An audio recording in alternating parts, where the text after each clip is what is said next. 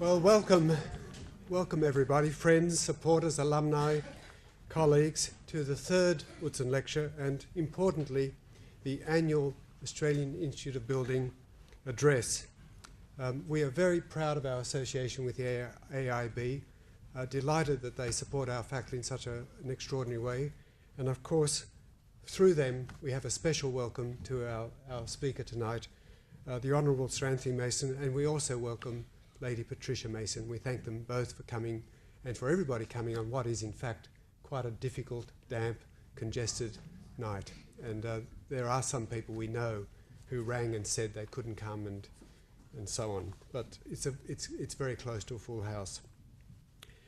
A little bit about the Utzon series. It's been very successful. It's been growing in the way it's been handled by us, and we've had over the years extraordinary speakers. And for those of you who've had come to the last few, you might reflect on, I think, excellent addresses by our own Professor Michael Newman in sustainable urbanism, and more recently Hiroshi Sambuichi, who is one of Japan's leading architects, and tonight is going to be in that league, if not better. It's an exceptional lecture that we look forward to.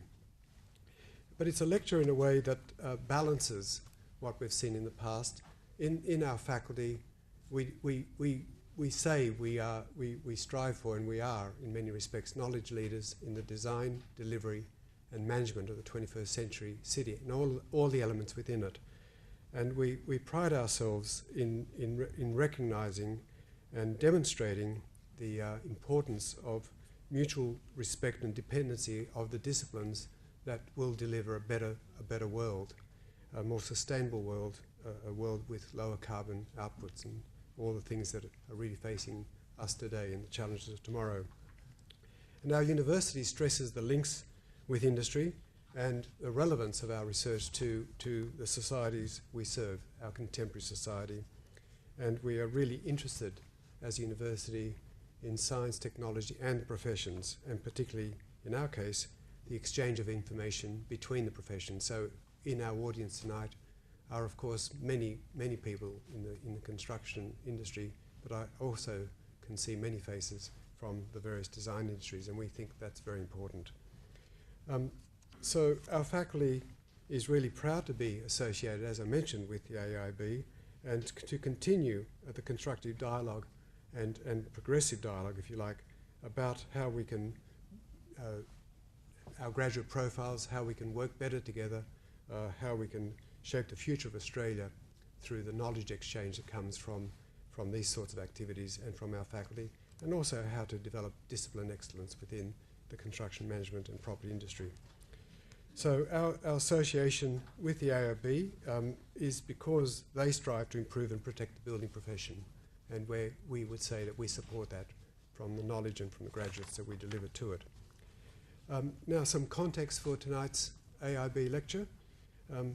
We go back a few years, and for example, recent speakers have included Sir Lawrence Street, Colonel Ian Cummings, Lieutenant General Ken Gillespie, the Honourable Terence Cole, Professor Murray Coleman, and most recently Dr. Harry Triggerbuff. And so tonight's speaker, Sir Anthony Mason, is in reasonable company, we think, and a great lecture series for us.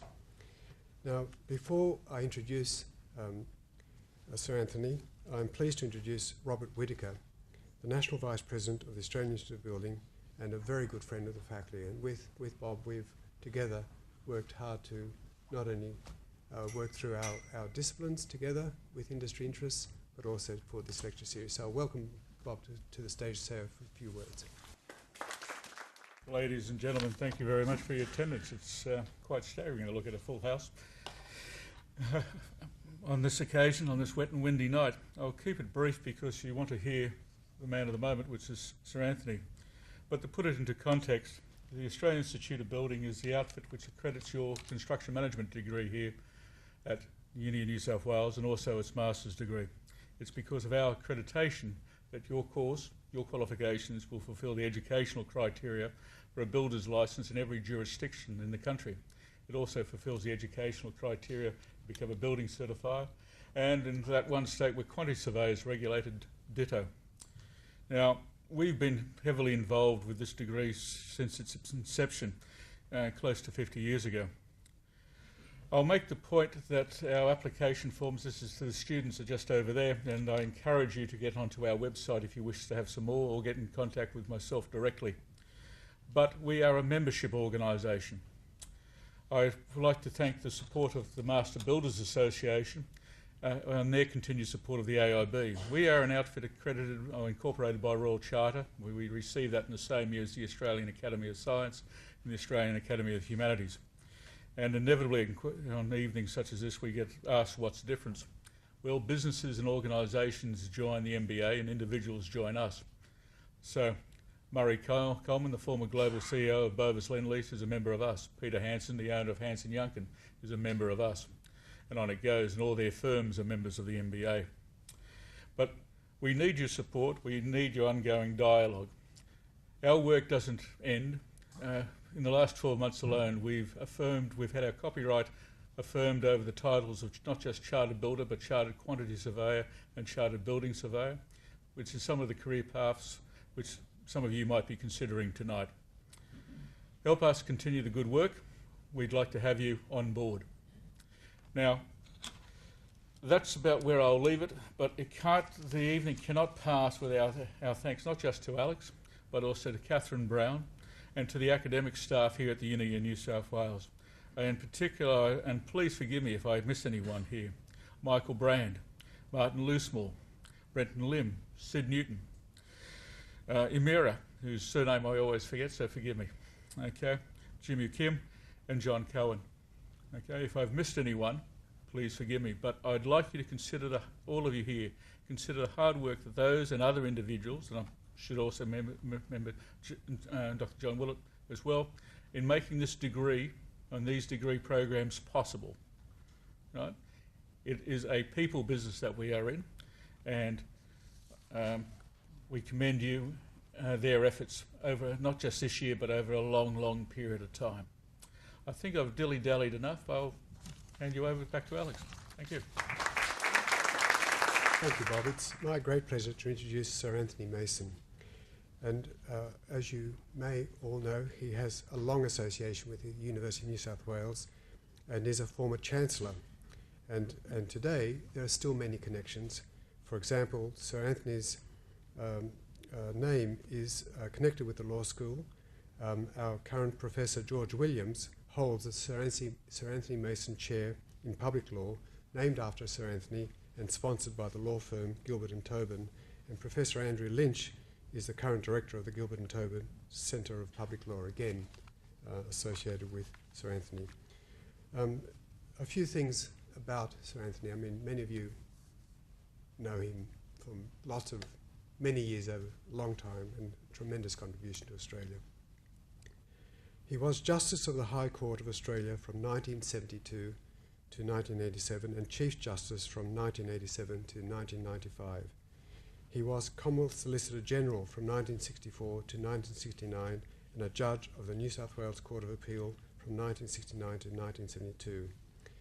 Apart from his work as Chancellor of the University of New South Wales, he was National Fellow at the Research School of Social Sciences at the ANU, a Judge of the Supreme Court of Fiji, and President of the Solomon Islands Court of Appeal.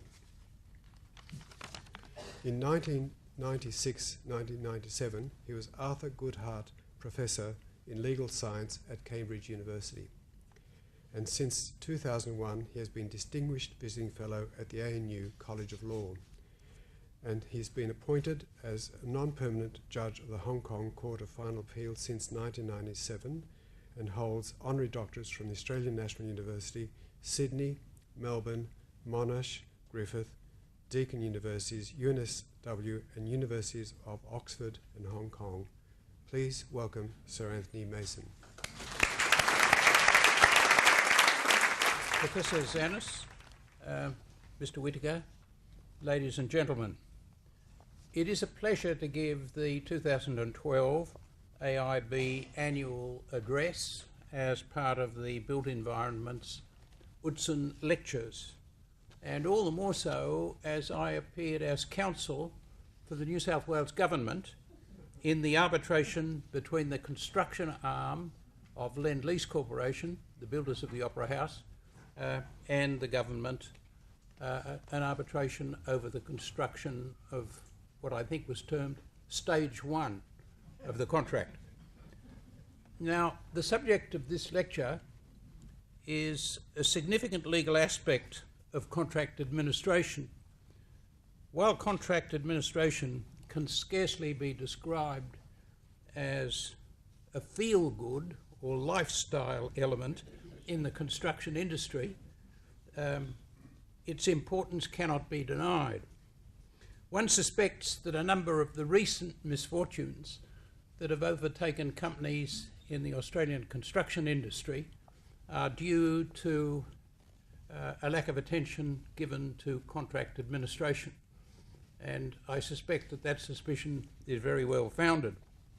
And in the last week, newspapers have reported that union members have engaged in a Go Slow campaign on the construction of the Airport Link Highway in Queensland, linking the city of Brisbane and the airport. And they have engaged in that Go Slow campaign in support of a campaign for the payment of higher wages. The point of the Go Slow campaign is that it could expose the contractor to a significant liability under an agreed damages clause in the highway construction contract if the contractor does not complete on time. Because most construction contracts require the contractor to complete the works by a fixed date, an agreed damages clause in a contract has an obvious importance. The parties will endeavour to agree on a completion date at an early stage of their negotiations. The contractor will be expected to submit for approval a program of works showing how the works will progress up to the completion date. If the contract does not fix a date for completion, the time for completion is at large. By contract and by common law, the contractor is then under a duty to complete the works within a reasonable time. What is a reasonable time is a question of fact to be determined in the light of all the relevant circumstances of the case. This is not a very helpful test, and it gives rise to considerable uncertainty. This uncertainty makes it all the more desirable for the parties to fix a time for completion in their contract. As an aside, I should say to you that when I, in my youth, decided to take up law as a study, I was attracted to it by the thought that the law was really a certain discipline.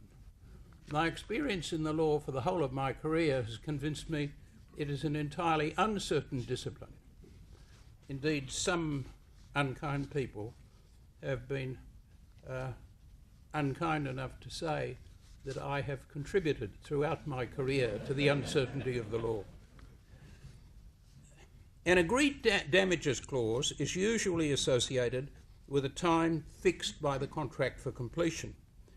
It operates when the contractor is in breach of his obligation to complete by the date fixed. The contract usually sets out the procedure to be followed in the case of such a breach, and it may make compliance with that procedure a condition precedent of the entitlement of the owner to recover under the agreed damages clause for the breach. Liquidated damages clause, another name for an agreed damages clause, are a common feature of construction contracts, shipbuilding, hire purchase, chattel lease, and many other forms of contract. In essence, they provide for the payment by one party to the other of a sum certain or ascertainable by the party in breach of contract to the other party by way of agreed damage for that breach. And I'll give you an example of an agreed damages clause. This is taken from an English form of construction contract used in Hong Kong.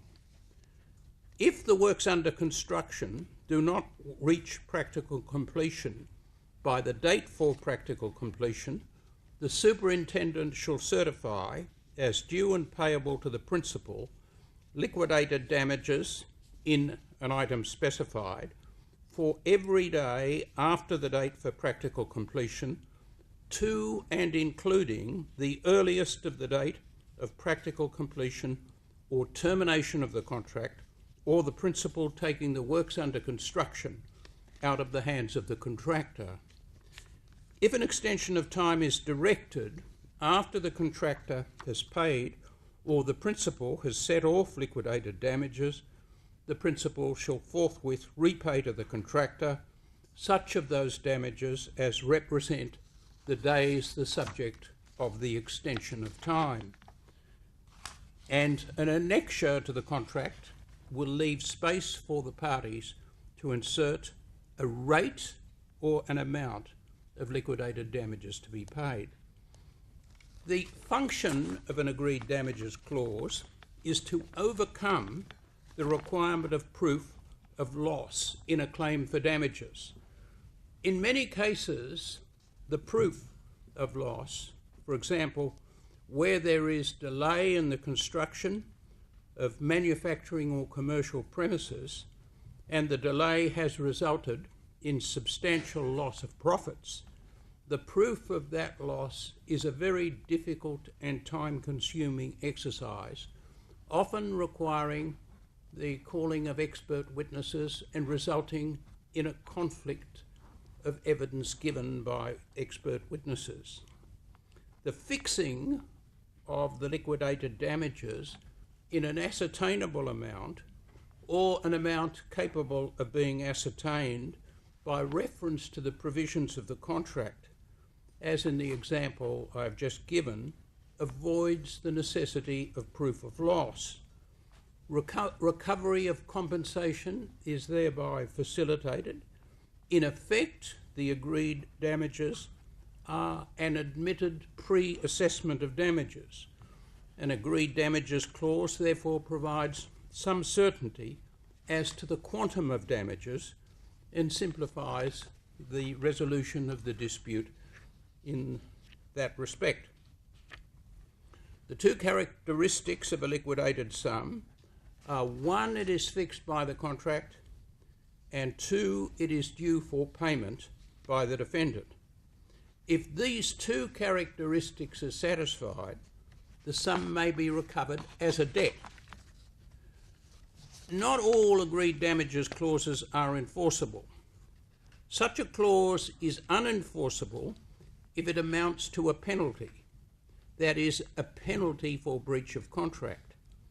If the amount agreed upon is not a genuine pre-estimate of loss of damage, that is, a realistic assessment of loss of damage, but is simply stipulated as in terrorem of the defendant, that is, as a deterrent for breach of contract, it will be held to be a penalty and unenforceable. In that event, the injured party is relegated to claim the damages which it would have been entitled to at common law for the breach of contract committed. In other words, it then has to commence an action for breach of contract and prove the loss and damage that it has actually suffered before it can recover. Two questions arise in relation to a particular agreed damages clause. First, having regard to the nature of the clause and the circumstances in which it arises, is the clause one to which this distinction between liquidated damages and penalty applies? Two, assuming the distinction applies, is the clause to be classified as a valid and enforceable liquidated damages provision or as an invalid and unenforceable penalty? The Dunlop case, which formulated this distinction in 1915, has had a continuing influence ever since.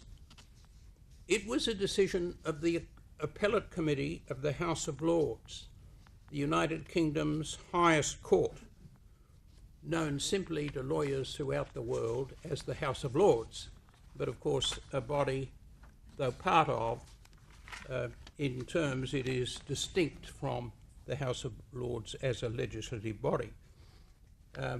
In those days, the judges who were members of the Appellate Committee of the House of Lords also sat in the Privy Council, the body which heard appeals from the Dominions and colonial courts, including Australian courts.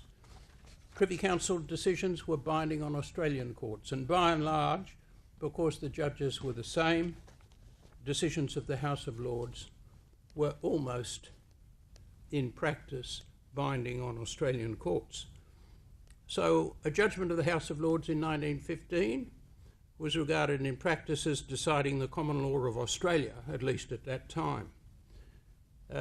In that case, the appellants, who were manufacturers of motor tyres, covers and tubes, supplied them to dealers under an agreement whereby the respondents, in consideration of trade discounts, bound themselves not to sell or offer the goods to any private customers or to any cooperative at less than the appellant's current list prices, and to pay a stipulated sum by way of liquidated damages for every tyre, cover or tube sold or offered in breach of the agreement. The respondent sold a tyre cover to a cooperative society below the current list price. In an action for breach of contract, it was proved that substantially the whole of the appellant's business in these articles was done through the trade, that to prevent the underselling, the appellants insisted upon all their trade customers signing agreements of this nature, and that the probable effect of underselling by any particular trade customer was to force their other trade customers to deal elsewhere. The House of Lords held, assuming without deciding, that the stipulated sum applied to all the preceding stipulations in the agreement, that it was liquidated damages. A Scottish judge, Lord Dunedin, delivered the principal judgment. Now, Lord Dunedin was a well-known judge, but he's chiefly remembered these days because the Lord Chancellor at the time described him as a judge who invariably snored throughout the hearing of all appeals before the House of Lords. Indeed, the Lord Chancellor said, we would have asked him to stop snoring, but for the fact that that might have disturbed the other members of the House of Lords from their slumbers. Now, Lord Dunedin said, the question whether a sum is either liquidated damages or a penalty is a question of construction to be decided upon the terms and the circumstances of each particular contract, judged as at the time of the making of the contract, not at the time of breach. Just why it is a question of construction and not a matter of evidence is something I've never been able to understand, and I don't propose tonight to try and justify what Lord Dunedin said. More often than not, a sum is held to be a penalty because it is out of all proportion to the loss likely to be suffered, and the sum stipulated may be recoverable even if no loss is actually suffered, so long as the amount stipulated is not out of all proportion to what might happen. Lord Dunedin went on to state these tests, among others. A, it will be a penalty if the sum stipulated is extravagant and unconscionable in amount in comparison with the greatest loss that could conceivably be proved to have followed from the breach. B, it will be a penalty if the breach consists only in not paying a sum of money and the sum stipulated is greater than the sum which ought to have been paid. Now, I think that's too broad a statement these days, and my reason for saying that will appear shortly.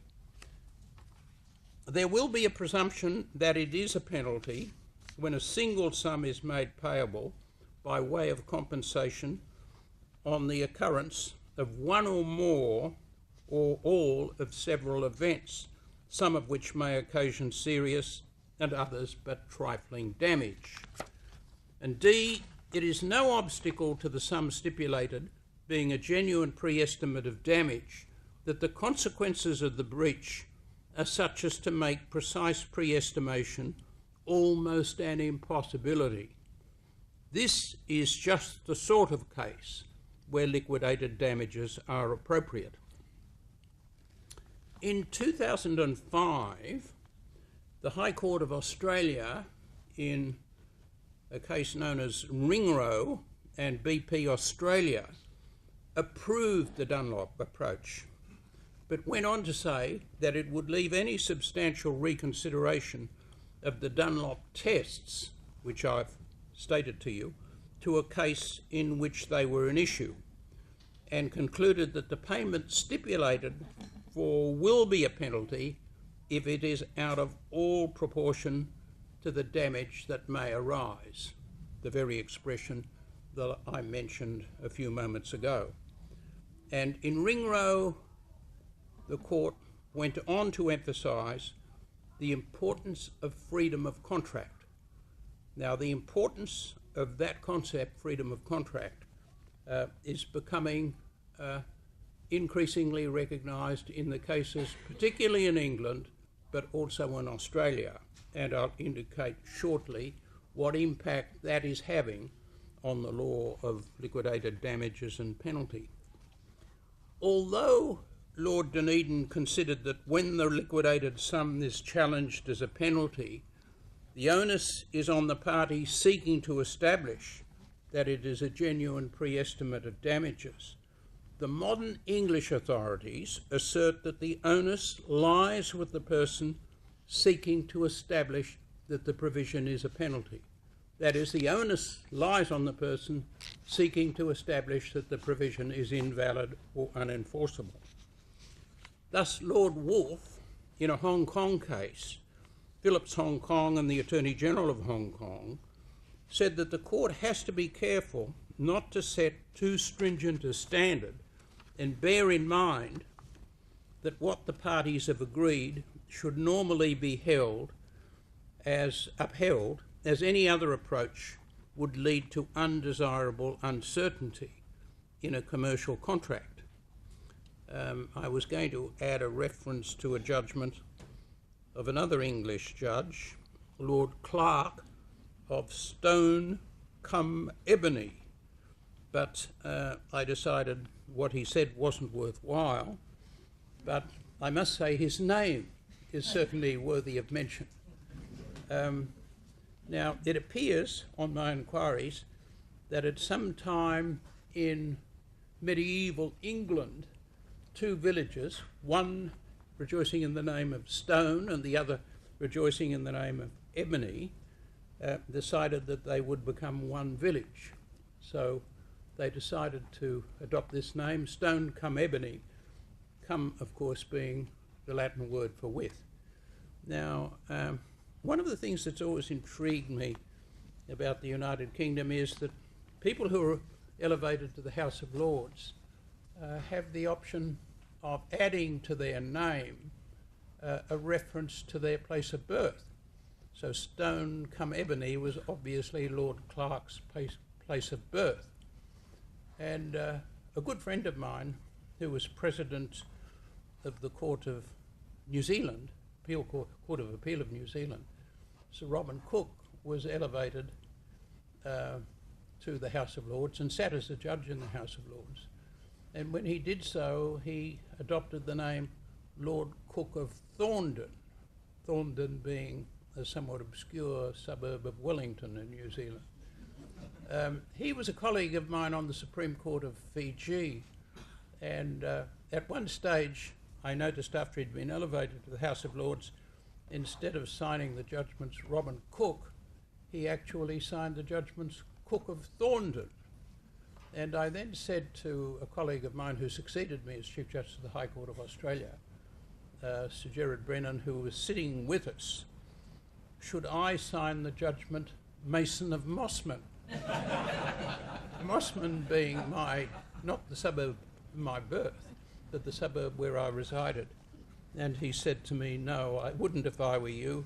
They'll think you're a second-hand car dealer. But to come back to what Lord Wolfe said, recognising the importance of freedom of contract and the desirability of upholding what the parties have agreed to in their contract is important in cases where the parties are of equal bargaining power. And in such cases, the court will be circumspect before it strikes down such a provision. Nonetheless, it's got to be a genuine pre-estimate of damage, though it must be said the English cases, the recent English cases, focus on the question whether it was a deterrent. The problem with the criterion genuine pre-estimate of damage or deterrent is that any clause which provides for the payment of a substantial sum of money upon breach is likely to deter a breach, even if it is a genuine attempt to estimate the potential damage which might arise from breach. That is why an English judge, Justice Coleman, said in a case called Lord's Vale Finance and the Bank of Zambia that the question is whether at the time of contract, the contract was entered into, the predominant contractual function was to deter a party from breaking the contract or to compensate the innocent party for breach. That the contractual function is deterrent rather than compensatory can be deduced by comparing the amount that would be payable on breach with the loss that might be sustained if breach occurred. And I must say I agree with what Justice Coleman said. So what you're looking for is what is the predominant contractual function served by the clause in question? Is it to compensate for breach, or is it really to deter the other party from breach? Now, in answering that question posed by Justice Coleman, the predominant purpose will be deterrent if on the above comparison the amount stipulated to be payable is either unconscionable or out of all proportion to the damage likely to result from the breach, to use the terms favoured in the Australian cases, or oppressive, to use a term that is used in the Canadian cases.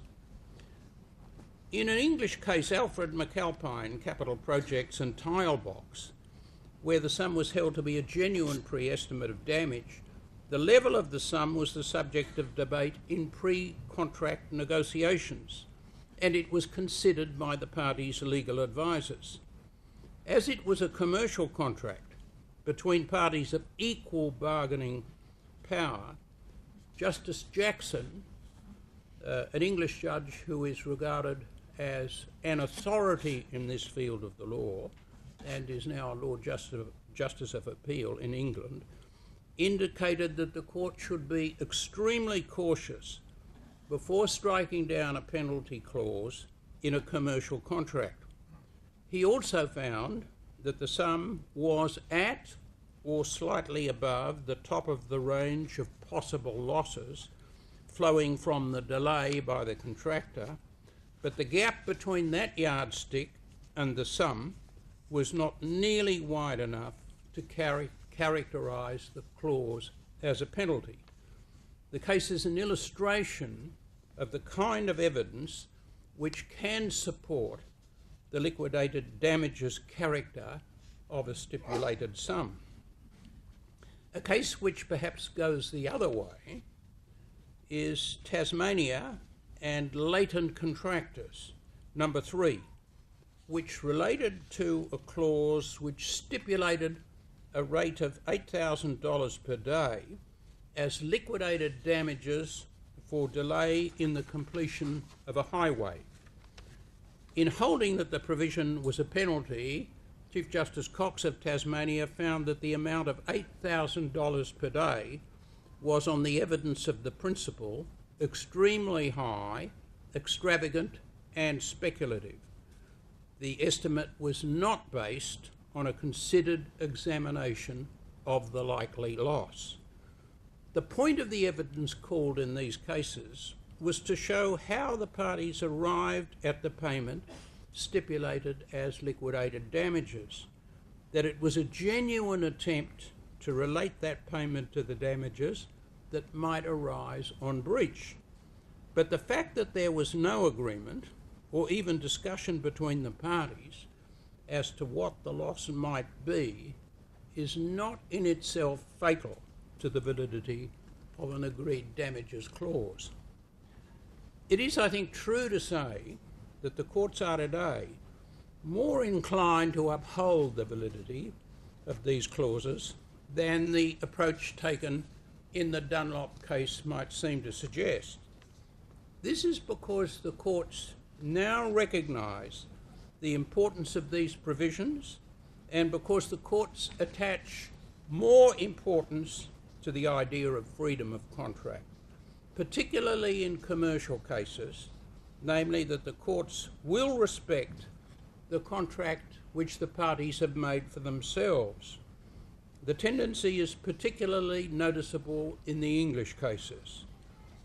In MacDonald and Costello, a very recent building case in England, Lord Justice Etherton, speaking for the English Court of Appeal, said, "The general rule should be to uphold contractual arrangements by which parties had defined and allocated, and to that extent restricted their mutual obligations, and in so doing had similarly allocated and circumscribed the consequences of non-performance.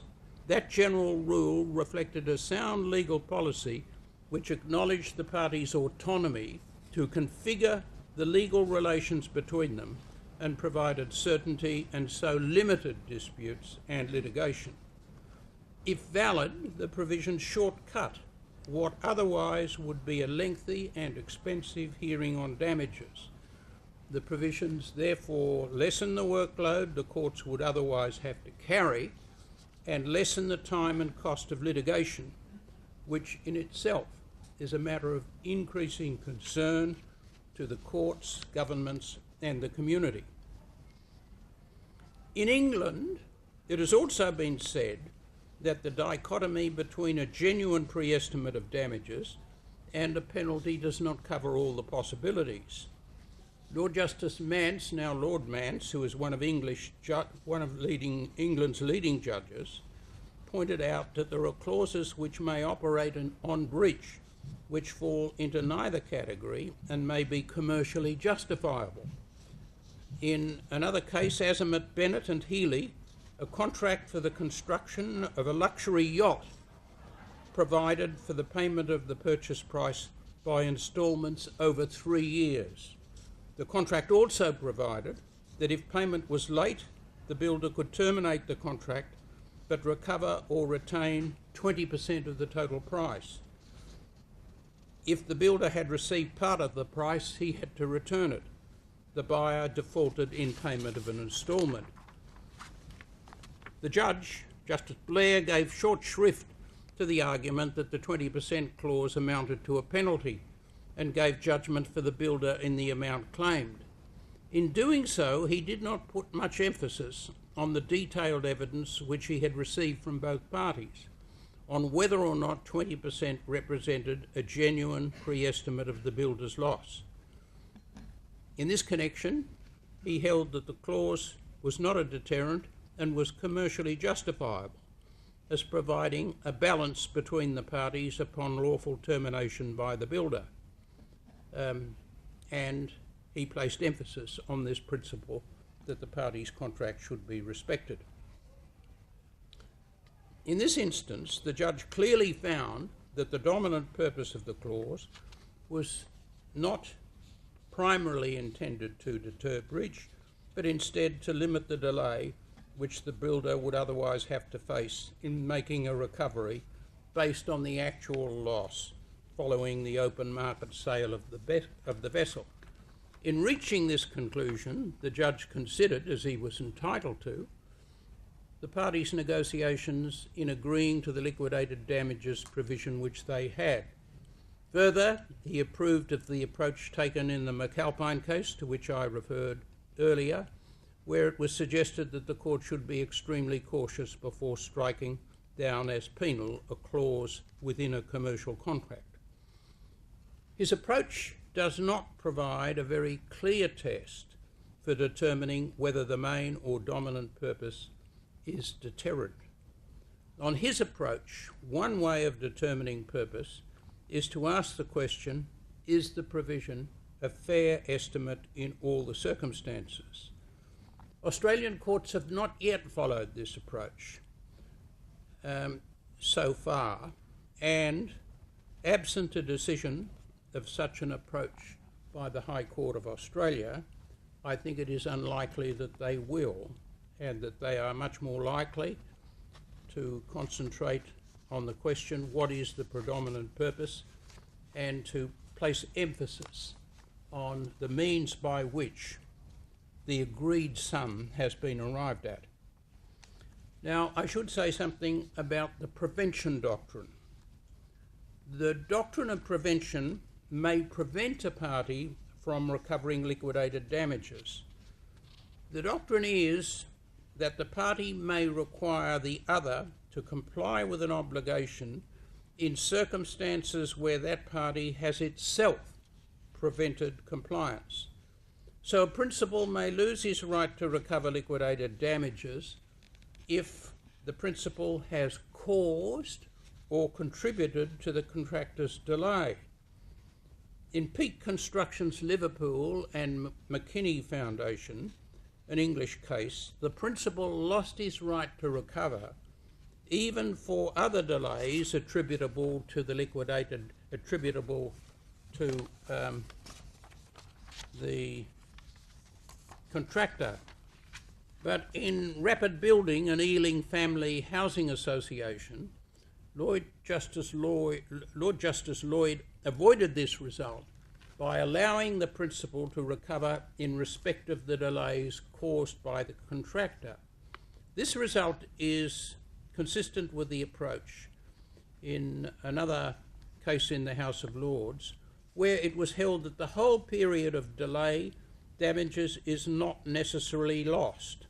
Thus, the ordering of variations after the date of practical completion did not prevent recovery, at least for the period between the date for practical completion and the ordering of the variations.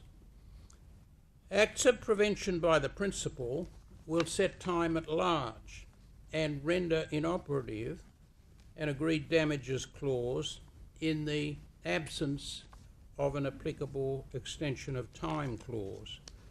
The purpose of such a clause is to enable the principal to recover under the clause where an extension of time is granted in consequence of requested variations. Variations, even if authorised under the contract, will be regarded as acts of prevention. In an Australian case, a contractor agreed to install cupboards in a dwelling house before 15th July 1980 with an extension of time for weather for $2,000. The clause provided for liquidated damages of $35 per day from the 22nd of July.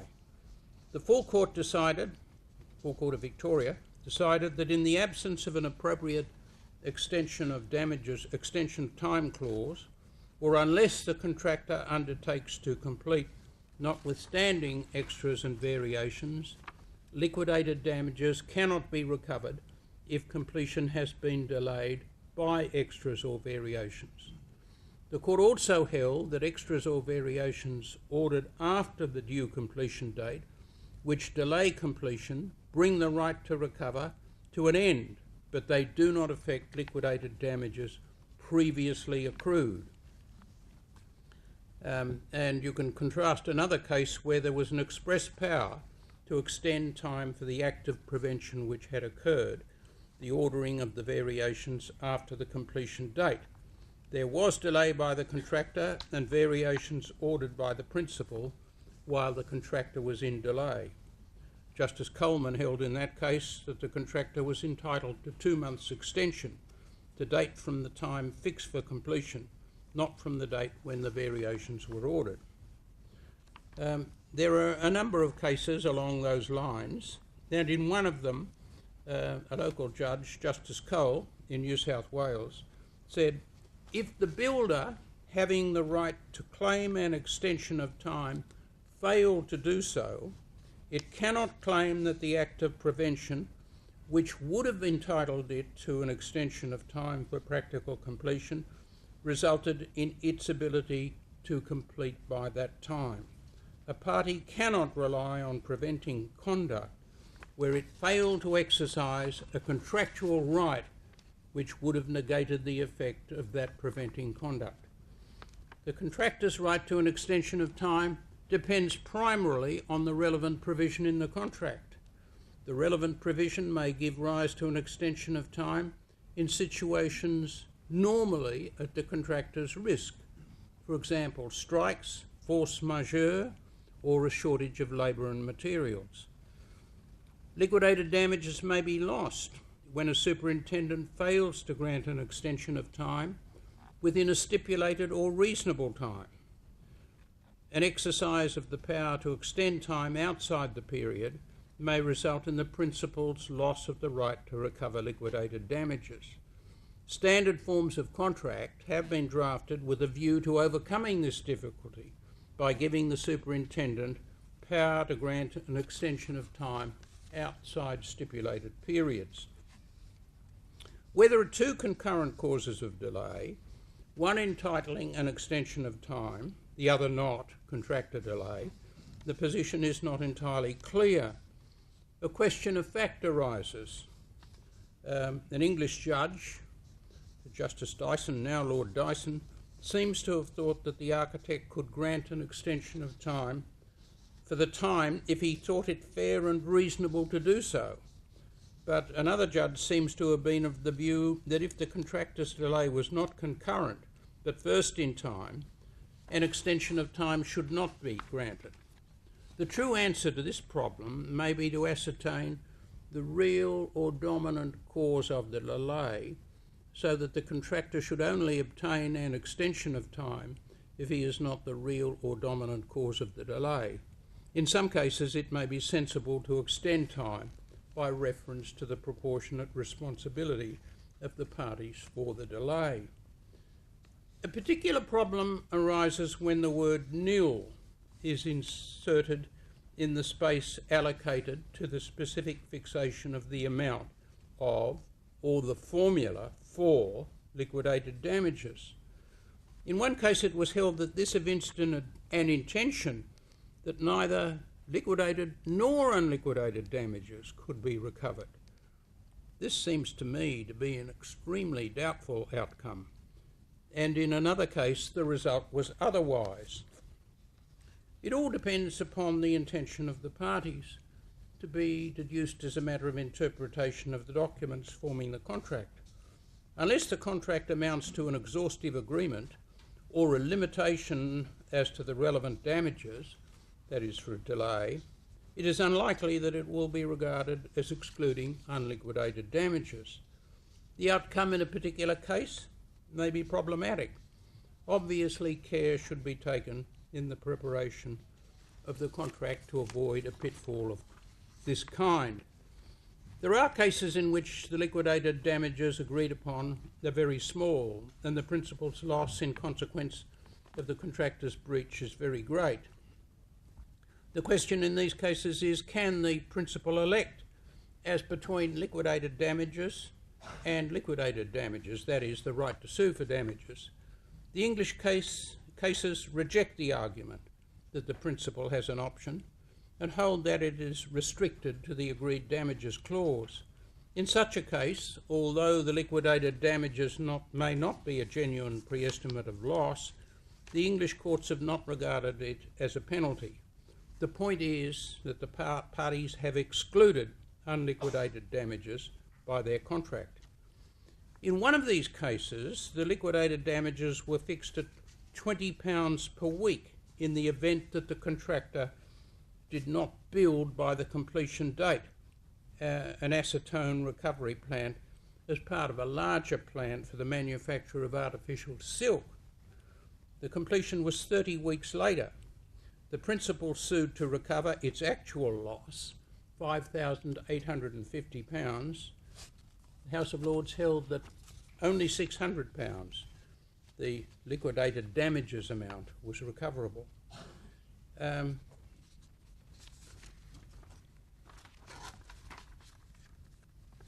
For my part, I am inclined to think that the reliance on the principle that clear words are necessary in order to bring about the exclusion of a common law remedy might achieve a different result. In Concut and Worrall, the High Court of Australia referred to the familiar principle of construction that clear words are needed to rebut the presumption that a contracting party does not intend to abandon any remedies for breach of the contract arising by operation of law. But at the end of the day, the question is one of interpretation, and that turns on the words of the particular contract, and interpreting the words of the contract means that you have to look at the contract as a whole. It's well established that this liquidated damages penalty distinction applies only to damages for breach of contract. The distinction has no application to payments contracted to be made otherwise than by way of damages for breach of contract, no matter how extravagant they may be. Outside the area of such damages for breach, freedom of contract prevails, and the parties can agree as they like. But what if the parties stipulate for payment of an amount on the occurrence of an event which is related to a breach of contract? For example, termination on a party's reasonable belief that the other party engaged in fraudulent or deceptive activity under the contract. Such a question recently arose in a local case, Interstar Wholesale Finance and Integral Home Loans. At first instance, the judge, preferring substance over form and thinking that there was an implied obligation under the contract not to engage in fraudulent or deceptive conduct, held that the amount stipulated was a penalty. The New South Wales Court of Appeal held that the doctrine of penalties had no application because the payment was not triggered by a breach of contract. They disagreed with the trial judge's interpretation of the contract. Now, the High Court of Australia granted special leave to appeal, but the parties denied the world the benefit of the High Court decision by settling the case. It's always a disaster for the lawyers when a case is settled like that. Now, there are some unresolved difficulties which I won't trouble you with as the night wears on, but in conclusion, I'll make these observations. If you're called upon to draft a liquidated damages clause, you should keep the following matters clearly in mind. Ensure that the clause is not void for uncertainty. Avoid stipulating a lump sum payment because it will apply to both major and trifling breaches of contract. Ensure that you fix the time for practical completion or completion as the case may be. Avoid putting words like nil or not applicable in the annexure, which is designed to specify the liquidated damages that are payable. And ensure that the standard forms of clause are appropriate to your own situation. By and large, the biggest mistake that people drafting contracts make is to use a standard form without sufficiently analysing the provisions in that form to see whether those provisions are suitable to the contract that you're going to make. And above all else, avoid making that mistake. And on that note, I'll conclude.